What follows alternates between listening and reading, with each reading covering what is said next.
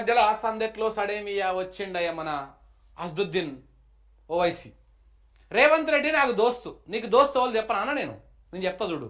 ఎవడు అధికారంలో ఉంటే వాడు నీకు దోస్తు.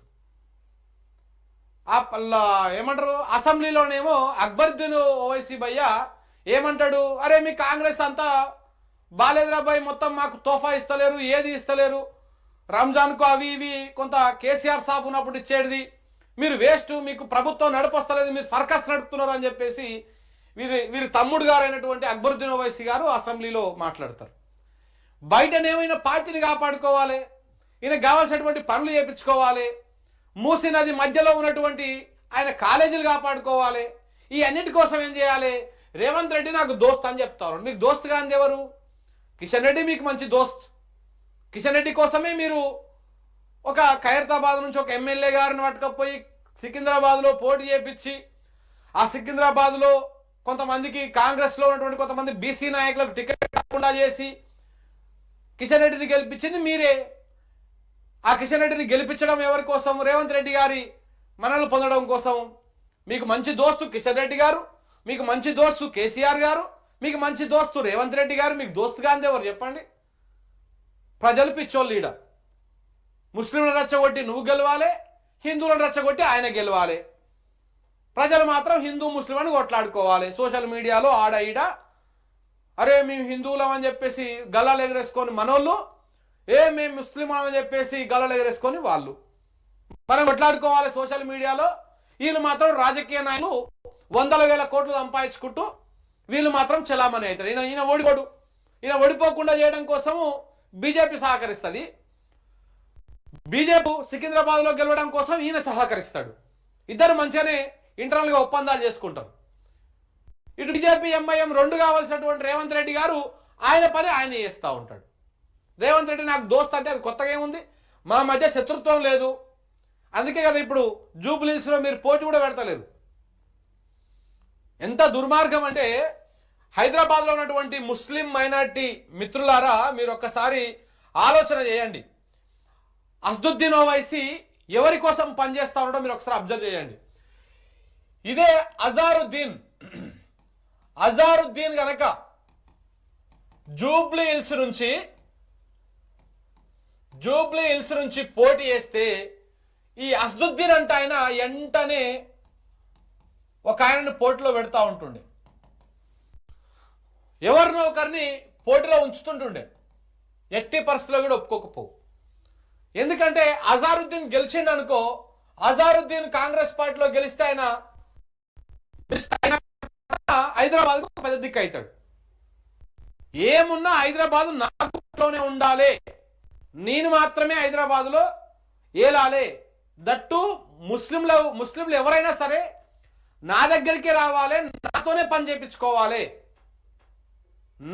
నేనే వాళ్ళకి పెద్ద దిక్కు ఉండాలి. ముస్లింలు నుంచి ఇంకెవరు కానీ లీడర్లు కావద్దు, ఎవరు కానీ మంత్రులు కావద్దు, ఇట్లా ఎవరు కావద్దు. మీరు చూడండి అసదుద్దీన్కి ఇచ్చినప్పుడు ఎంఐఎం పోటీలో ఉంటుంది, మన అజారుద్దీన్కి ఇచ్చినప్పుడు ఎంఐఎం పోటీలో ఉంటుంది. అజారుద్దీన్కి ఇవ్వకపోతే ఎంఐఎం పోటీలో ఉండదు. ముస్లింలో ఎవరైనా గెలిచేది ఉంటే ఎంఐఎం నుంచి గెలవాలి, వేరే పార్టీలకి వెళ్ళి ఎవరు కూడా గెలవద్దు. ఇది కథ. నాంపల్లిలో కూడా మనం చూస్తాం కదా.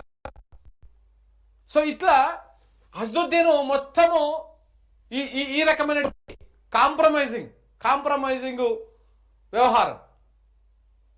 సో కాబట్టి ఇక్కడ శత్రుత్వం మీకు ఎందుకు ఉంటుంది, దేనికోసం ఉంటుంది? మీకు కావాల్సిన పనులన్నీ చేసి పెడుతున్నాడు కాబట్టి శత్రుత్వం ఎందుకు ఉంటుంది? ఉండదు. ఇంకా మా మధ్య శత్రుత్వం లేదు. నాకు ఫోన్ చేసి కలవమన్నాడు, ఆయనను కలిసి మాట్లాడిన, జూబ్లీహిల్స్ పోటీపై నిర్ణయం తీసుకోలే, ఎంపీ అసదుద్దీన్ ఓవైసీ అయిపోయా. మేమేం పోటీ చేయం, మీరే పోటీ చేసుకొని ఆల్రెడీ చెప్పేసిరు. ఆల్రెడీ ముస్లిం మత పెద్దలు ఎవరైతే ఉంటారో వాళ్ళందరికీ కూడా అరే కాంగ్రెస్కే ఓటు దాలరే, కాంగ్రెస్కే ఓటేసేసుకోండి అని చెప్పేసిరు ఆల్రెడీ. ఈ బుల్డోజర్లు పోయి మన ముస్లింల ఇండ్లని ఏమైనా ఊలగొడతా ఉంటే, అలాంటి రోడ్ల మీద వాడేస్తూ ఉంటే, ముస్లింలు ఎక్కువ ఏం పని చేసుకుంటారు? ఆ పండ్లో, కూరగాయలో, లేకపోతే పూలో ఇట్లాంటి దందాలు చేసుకుంటూ ఉంటారు వాళ్ళు. పంచర్ షాపులో చిన్న రోడ్ల మీద ఆ షాపులని వచ్చి జిహెచ్ఎంసోడో లేకపోతే మున్సిపాలిటోడో లేకపోతే ఈ హైడ్రానో పోయి వాళ్ళ ఇండ్లనో వాళ్ళ షాపుల్లో కూలగొడతా ఉంటే ఇలా కనపడాడు, అత్తకు పత్త కేడ కనపడాడు. ఇలా ఓట్లప్పుడు మాత్రము పోయి అరే కాంగ్రెస్కి దాల్రే రే హాత్కే దాల్రే అని చెప్పేసి పోయి చెప్తా ఉంటారు. ముస్లింలే ఆలోచన చేసుకోవాలి. మీ వెనకాల ఉండేటోడు ఎవరు, మీ మీ కష్ట సుఖాల్లో నష్ట సుఖాల్లో ఉండేది ఎవరు అని చెప్పేసి. దోస్తు అంట దోస్తు. ఇవాళనే కొత్తగా అయిందా రేవంత్ రెడ్డి నీకు దోస్తు? రేపు బీజేపీ అధికారంలోకి వచ్చినాక కూడా సేమ్ ఇదే మాట అంటాడు చూడండి. కిషన్ రెడ్డి మేరా దోస్త్, మేరా అచ్చా దోస్త్, ఇన్ని రోజులు మేము చీకట్ల చేతులు కలుపుకున్నాం, ఇప్పుడు పగటిలు మాట్లాడుకుంటాం అని చెప్పేసి చెప్తాడు. ఇక్కడ మీరు ఇంకొకటి కూడా, ముస్లింలు బేసిక్గా ముస్లిం మైనారిటీలు మెజారిటీగా బీజేపీకి ఓటు వేయరు. కానీ జూబ్లీ హిల్స్లో మీరు ఇంకొక ఆప్షనే లేదు. రేవంత్ రెడ్డి ఎవరికి అనుకూలంగా వ్యవహారం చేస్తుంటే ఒక్కసారి మీరు పనిచేయండి, ఒక్కసారి ఆలోచన చేయండి. రేవంత్ రెడ్డి మోడీ తెలంగాణకు వచ్చినప్పుడు మోడీ మేరా బడే బాయ్ అంటాడు. బీజేపీకి అనుకూలంగా పనులు చేస్తారు. బీజేపీ ఎంపీ రఘునందన్ రావుకి కొన్ని వందల కోట్ల విలువైనటువంటి భూములను అప్పనంగా రాసి పెడతారు. బీజేపీకి కావాల్సినటువంటి అన్ని కార్యక్రమాలు చేసి పెడతారు. ఇటు బండి సంజయ్ కానీ ఇటు ధర్మపురి అరవింద్ కానీ ఎవరు కూడా కాంగ్రెస్ ప్రభుత్వం మీద పూర్తి స్థాయిలో కొట్లాడరు. ఏదో నేను కొట్టినట్టు చేస్తాను, నువ్వు ఏడ్చినట్టు చేయన్నా అని చెప్పేసి ఏదో అప్పుడప్పుడు మేము ఉనికిలోనే ఉన్నామని చెప్పడం కోసం బీజేపీ వాళ్ళు ఏదో అట్లా విమర్శలు చేస్తూ ఉంటారు తప్ప ఎక్కడ కూడా కార్యాచరణ గ్రౌండ్ స్థాయిలో కార్యాచరణ ప్రకటించారు. ఇది కేవలము ఒక లోపాయికారి ఒప్పందం. మోడీకి వ్యతిరేకంగా ఎక్కడ కూడా రేవంత్ రెడ్డి వ్యవహారం ఉండదు, మాటలు మాత్రమే ఎక్కడెక్కడ మాట్లాడతారు. ఇంకొకటి, మోడీకి మంచి జాన్ జిగిరి కదా అదానితోని చేతులు కలిపింది రేవంత్ రెడ్డి గారు కాదా? అదాని 100 కోట్లు ఇస్తే తీసుకున్నది రేవంత్ రెడ్డి గారు కాదా? సో అదాని పెట్టుబడులని తెలంగాణలో పెడుతున్నది రేవంత్ రెడ్డి గారు కదా, అంటే కాంగ్రెస్ ప్రభుత్వం కదా. ఇక్కడ కాంగ్రెస్ ప్రభుత్వమే కాదు, కాంగ్రెస్ బీజేపీ అలయన్స్ ప్రభుత్వం. చాలా స్పష్టంగా అర్థమవుతా ఉన్నది ఇక్కడ. సో కాబట్టి ముస్లిం మైనార్టీలు ఎవరైనా సరే ఇక్కడ కాంగ్రెస్ పార్టీకి ఓటేసిరు అనుకో, అది బీజేపీ ఖాతాలో పడ్డట్టే. మీరు ఇండైరెక్ట్గా ఒక్కసారి పోయి ఆలోచన చేయండి. ఇక్కడ రేవంత్ రెడ్డి గారు బీజేపీకి అనుకూలంగా వ్యవహారం చేస్తూ ఉన్నారు, మోడీకి అనుకూలంగా వ్యవహారం చేస్తూ ఉన్నారు. సో కాబట్టి ఇక్కడ కాంగ్రెస్ పార్టీకి జూబ్లీహిల్స్ లో ఓటు పడ్డది అంటే, మైనార్టీలు మొత్తం ఓటేసిరు అంటే అది బీజేపీలో పడ్డట్టే ఇండైరెక్ట్గా. బీజేపీ క్యాండిడేట్ ఉన్నా కానీ ఆయన నాకు తెలిసి 20,000 ఓట్లో లేకపోతే 30,000 ఓట్లో, గింతకు మించి పైకి పోవు. ఈడ ముస్లింలు ఈడ ఎంఐఎం పోటీ చేస్తలేదన్నప్పుడే మీరు గుర్తుపెట్టుకోండి. ఇదంతా కాంగ్రెస్ బీజేపీ ఎంఐఎం అన్ని కలిసే ఒకటే వరలో ఉన్నాయి. ఆడ చాలా స్పష్టంగా అర్థమవుతా ఉన్నది అనేది అర్థం చేసుకోవాల్సినటువంటి అవసరం ఉన్నది.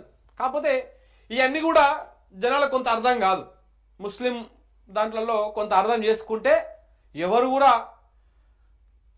బీజేపీకి పోయి వేయాలని చెప్పి అనుకోరు. ఇక్కడ ఈయన మాటలు చాలా స్పష్టంగా చెప్తా ఉన్నాయి. రేవంత్ రెడ్డి నా దోస్తు, రేవంత్ రెడ్డి మోడీ దోస్తు, రేవంత్ రెడ్డి కిషన్ రెడ్డి దోస్తు, రేవంత్ రెడ్డి ఈయనకు దోస్తు. దోస్తు అవుతాడా లేకపోతే శత్రువు అవుతాడా? ఈ దోస్తు ఆ దోస్తు అందరు కలిసి ఒక దగ్గర కూర్చొని టేబుల్ మీద కూర్చొని ఏం అచ్చకలు పుచ్చకలు ఏమో మాట్లాడుకోరా? బరాబర్ మాట్లాడుకుంటారు.